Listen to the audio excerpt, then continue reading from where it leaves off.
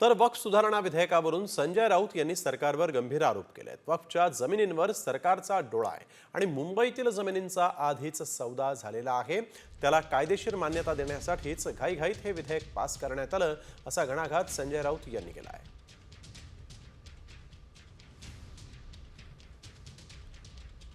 रिक्त जमिनींची विक्री करू आणि त्या पैशातून आम्ही गरीब मुस्लिम महिलांना दान देऊ, म्हणजे शेवटी खरेदी विक्रीवर ते आलेले आहे। काल नकळत त्यांच्या तोंडातून एक सत्य बाहेर पडलं की रिक्त मोकळ्या जमिनींचा आम्ही सौदा करू। या मोकळ्या जमिनींची किंमत 2 लाख कोटी आहे। आज सुद्धा मी सांगतोय ना, महाराष्ट्रामध्ये मुंबईमधल्या जमिनींचे व्यवहार आधीच झालेले आहेत वक्फ बोर्डाच्या आधीच, आणि त्यासाठी त्या विधेयकाला त्या जमिनींच्या खरेदी विक्रीला कायदेशीर स्वरूप आणण्यासाठी हे विधेयक आणण्यात आलं। हे स्पष्ट आहे। त्याच्यामुळे देवेंद्र फडणवीस यांची भीती मी समजू शकतो। आम्ही त्यांना एक्सपोज करणार आहोत आणि करत आहोत।